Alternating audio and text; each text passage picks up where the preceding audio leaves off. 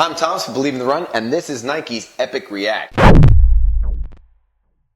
Wow, a lot of hype on this shoe, and I'm going to tell you, in my opinion, it's worth it. Before I get into the Fly Knit upper, or even the new React foam, I'm just going to tell you, I took this shoe out, I've put over 60 miles in this shoe, and I've done everything from 18-mile run, a 20-mile run, and everything in between getting up to that distance.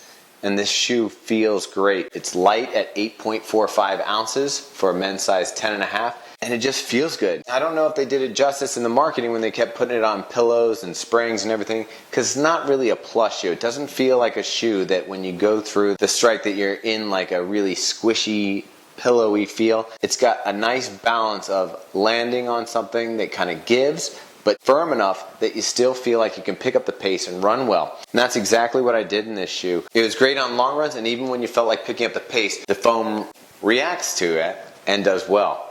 So to get into it a little bit, on the upper you do have the Fly Knit upper, and it's one of the best uppers I've ever put on my foot. It's stretchy and fits well. Some people are going to feel it's a little snug, but it comes across, and what you have to do is you have to get those miles in and let the stretch of the Fly Knit kind of mold to your foot. I went true to size and had no issues. A couple people have talked about wanting to go up a half size.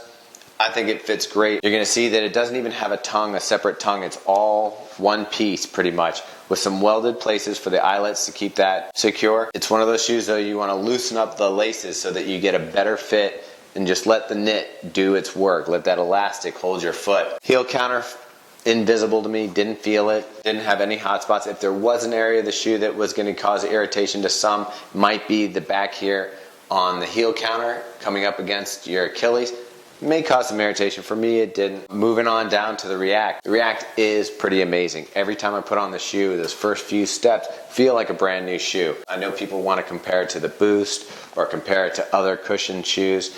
I don't think it really does it justice. You're getting tons of cushioning. See all this stack? 8.45 ounces with lots of cushioning. I think it's pretty good. Now another thing you have to think about, it's got a 10mm drop.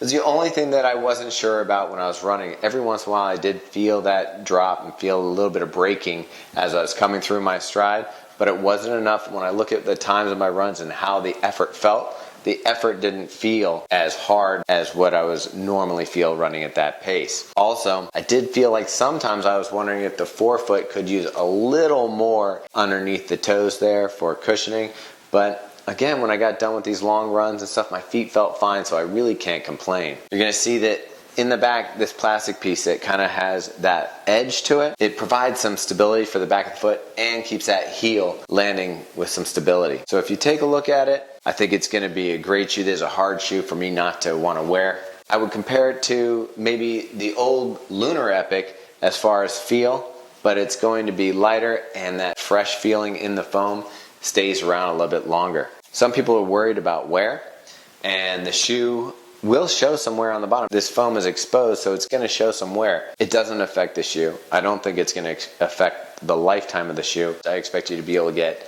300 to 500 miles out of the shoe easily. Nike did some sort of test where they took a shoe that had, I think it was 500 miles on it, gave it to some runners, asked them to try it out and tell them how many miles they felt the shoe had on it, and they'd already been wearing the Epic React in the test round, and the average answer was 15 miles. So a shoe that can feel that fresh after that long, maybe it merits the higher price, maybe it doesn't to you, but I gotta tell you, I love running in this shoe. 2 thumbs up, highly recommend it. You're gonna see we're gonna include some video from the group I run with, the Faster Bastards, and what they thought of the shoe. About 11 people in the group also got the shoe, and they are loving it. I haven't heard any complaints so far. Nike's Epic React.